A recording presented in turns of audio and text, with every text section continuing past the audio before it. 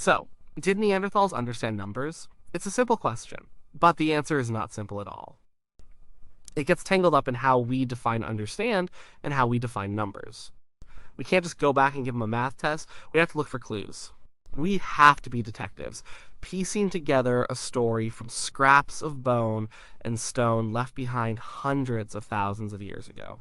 First, we need to get rid of the old image of Neanderthals, the cartoon caveman dragging his knuckles, club in hand, dumb as a post. That picture is wrong. It's a caricature we invented to make ourselves feel special.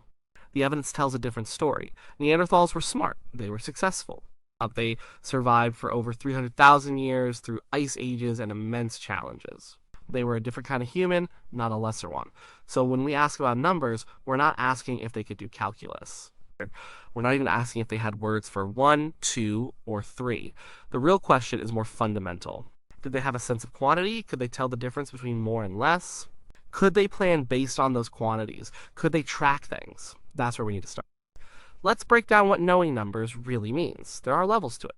The most basic level is something called subitizing. That's the instant recognition of a small number of items. You don't have to count 1, 2, 3 dots if you see 3 dots. You just see 3. Most animals can do this. A bird knows if it has 1 or 3 eggs in its nest. A lioness knows how many cubs she has. It's an ancient built-in skill for survival. Neanderthals, with their large brains and complex lives, absolutely had this ability. That part isn't even up for debate. Seeing the difference between 1 bison and 3 bison was a matter of life and death. The next level up is counting. This is more than just an instant perception. It's about a one-to-one correspondence. It's the idea that this finger goes with this mammoth, and this finger goes with that mammoth. It's a process. You're tagging each item with a unique marker, even if that marker is just a finger or a nod of the head. Did Neanderthals do this? This is where the real mystery begins, and then there's a higher level abstract numbers. This is the idea of 3 as a concept, separate from 3 rocks or 3 spears. It's the number itself, a symbol in your mind. This is what allows for true mathematics. This level almost certainly requires complex language, with words for numbers. And that leads to the final level written symbols for numbers, like 1, 2, 3. The Neanderthals almost certainly did not have written symbols. Their world was an oral one, a physical one. But could they have reached that second level? The level of counting, of deliberately tracking quantity. To figure that out, we have to look at the evidence they left behind. Let's start with their brains. We don't have a living Neanderthal brain, of course, but we have their skulls. From the inside of a skull, scientists can create an endocast, a model of what the brain's surface looked like. And Neanderthal brains were big. On average, they were slightly larger than our own modern human brains. But size isn't everything. Shape matters too. Their brains were longer and lower than ours, which are more rounded and tall. Some of the key differences are in areas like the parietal lobes. In modern humans, the parietal lobes are crucial for a lot of things, including tool use, spatial awareness, and, you guessed it, processing numbers. Our parietal lobes are more expanded than theirs were. Does that mean they couldn't think numerically? Not at all. It just means their cognitive architecture might have been different. Their brains were clearly capable of incredible feats. You just have to look at their tools. This is maybe the strongest piece of evidence we have for their cognitive abilities. Neanderthals weren't just picking up sharp rocks. They were expert toolmakers. Their signature technology is called the Levallois technique, and it's basically a form of Stone Age engineering. Think about it like this. If you want to make a simple flake tool, you can just hit one rock with another and hope a useful piece breaks off. That's reactive. It's simple cause and effect. The Levallois technique is the opposite of that. It's all about planning. A Neanderthal toolmaker would start with a large, flattish cobble of flint. They wouldn't just smash it. They would carefully prepare it. They would chip away at the edges, shaping the core in a precise way. They were preparing the core to control the final product. They had a mental template in their head of the flake they wanted to create, its size, its shape, its thickness. All of this prep work, all these preliminary strikes, were done just to set up one final decisive blow. With that last strike, a perfect flake would detach from the core. The flake was the finished tool, sharp and ready to use. The core was just the leftover piece. To do this requires a chain of thought. Step 1, then step 2, then step 3. You have to hold a complex multi-step process in your working memory. You have to visualize the final product before you even begin. You have to understand cause and effect on a sophisticated level. If I strike here, it will create a ridge that guides the force of the next blow there. Where do numbers come into this? It's not about counting 1, 2, 3 chips. It's about a kind of procedural algorithmic thinking that is deeply quantitative. You need to understand concepts like symmetry, angles, and force. You have to gauge how many preparatory flakes you need to remove to get the right platform. You have to understand the relationship between the parts and the whole. It's a physical math, a geometry of stone.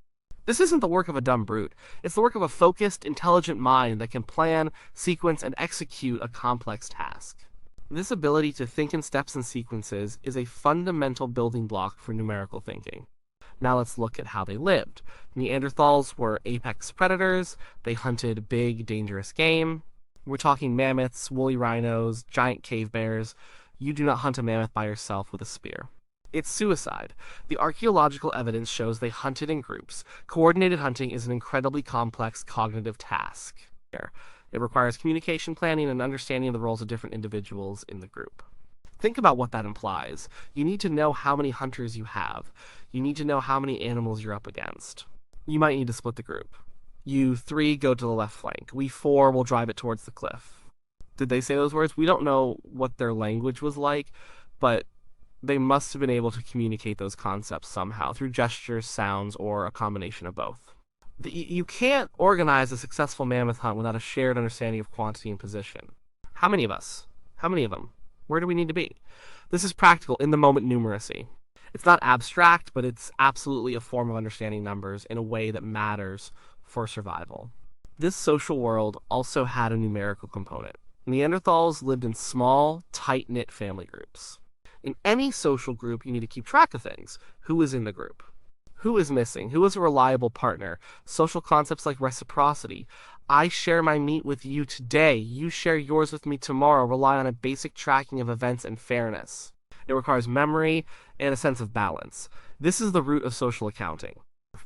It's not a spreadsheet, but it's a mental ledger of relationships and obligations. So we have brains that are large and capable. We have tools that show complex, sequential planning. And we have a lifestyle that would require a practical sense of quantity. But this is all indirect evidence. Is there anything more direct? Is there any evidence of them deliberately marking things, perhaps even counting? This is where things get controversial and very exciting. Archaeologists have found a number of bones and stones with markings on them made by Neanderthals. The big debate is, what are these marks for? For a long time, the default explanation was simple.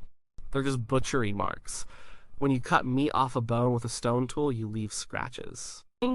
Or maybe they are just random doodling, the result of an idle hand. But some of these marks don't look random at all.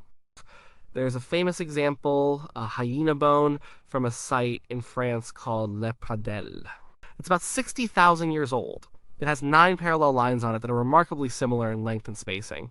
They look intentional. They don't look like the chaotic scratches of butchery. And they were made at one time with the same tool. Why would a Neanderthal do this? One possibility is that it's a form of record keeping, a tally. Maybe it was tracking the days since a full moon. Maybe it was the number of large animals killed on a hunt. Maybe it had a social meaning we can't even guess at. We don't know what it represents, but the very act of marking down a series of parallel lines suggests a one-to-one correspondence. One mark for one thing. That is the absolute essence of counting. Another fascinating find comes from a cave in Croatia, Krpina. Here, researchers found a set of eagle talons around 130,000 years old. They have cut marks and polishing on them that suggest they were strung together and worn as a necklace or some other kind of ornament.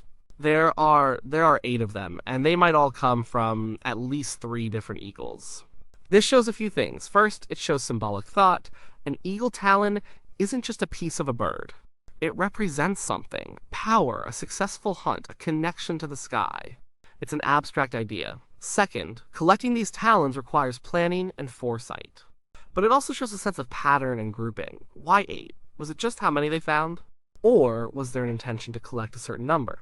Creating a pattern, like in a necklace, is a form of recognizing and manipulating quantities and sequences. And then there are the marks on raven bones from a Neanderthal site in Crimea. The researchers found several bones with evenly spaced notches carved into them. When they analyzed the marks, they found that the distances between the notches were very consistent on some bones. But the spacing was different between different bones. It suggests the person making them was trying to make them look uniform on each piece, but wasn't using a ruler to make them all identical. It looks like a visual count, an attempt to make a set of 7 notches, for example, that look like a coherent group. Of course, for every one of these potentially symbolic artifacts, there are skeptics. And they have good points. They argue that we humans are pattern-seeking machines. We see faces in the clouds and meaning in random scratches. It's possible that the hyena bone marks are from some repetitive cutting task we don't understand. It's possible the raven bone notches are just for getting a better grip on the bone while stripping it of sinew. There's another famous object called the DVA Babe flute. It's a piece of a young cave bear's femur found in Slovenia with holes in it. Some researchers have argued passionately that it's the world's oldest musical instrument, made by Neanderthals. Music, with its rhythm and scales, is deeply mathematical. If Neanderthals made instruments and played music, it would open up a whole new window into their minds. But others argue just as passionately that the holes were made by a hyena crunching on the bone. The debate rages on. The evidence is ambiguous, so what are we left with? We don't have a smoking gun. There is no Neanderthal abacus, no multiplication table carved on a cave wall. Anyone who tells you they know for sure is overstating the case, but we can weigh the evidence. We have a mountain of indirect evidence, their large brains, their complex tools, their hunting strategies, their social lives. All of these things point to a mind that was fully capable of understanding and manipulating quantity in sophisticated ways. A mind that could plan, sequence, and track. Their entire world demanded a practical numeracy. And then we have a small but growing pile of direct, though controversial, evidence. The intentional looking marks on bones, the collection of items for personal adornment. These hint at something more. They hint at a mind that was not just acting on the world, but was starting to represent it. Making a mark on a bone is a huge cognitive leap. It's taking a number out of your head or out of a real-world group of objects and making it permanent. It's the very first step on the long road to written mathematics. It's very unlikely Neanderthals had a number system like ours. They probably didn't have words for large numbers like 47 or 192. Their numerical world was likely limited to smaller, more practical quantities. They may have used their fingers or pebbles or notches on a stick to keep track of things. Their counting was probably tied to concrete objects, not 5 as an idea, but 5 spears or 5 people. But to say they didn't understand numbers at all is to fall back into that old trap of underestimating them. It ignores the clear evidence of their intelligence and adaptability. Their understanding was different from ours.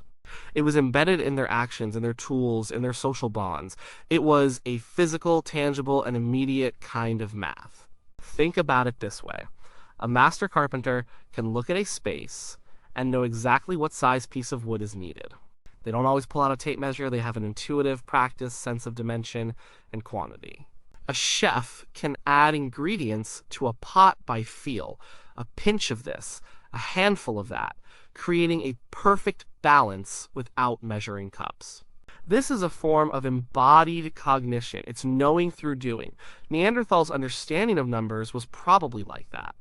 It was an embodied numeracy. The Neanderthal flint knapper didn't have a blueprint, but he knew the geometry of the stone in his hands. The lead hunter didn't have a roster, but he knew his team and their capabilities. The Neanderthal mother knew her children and kept them safe. Their world was ordered, planned, and quantified in the ways that mattered for their survival. So, did Neanderthals understand numbers? Yes, they did. Not in our abstract, symbolic way, but in a deep, practical, and fundamentally human way. They saw the world in terms of more and less of groups and patterns of steps and sequences. They could count the things that mattered. And in their own world, for over 300,000 years, that was more than enough. Their numbers were written in stone, in bone, and in the success of their species. We just have to learn how to read them.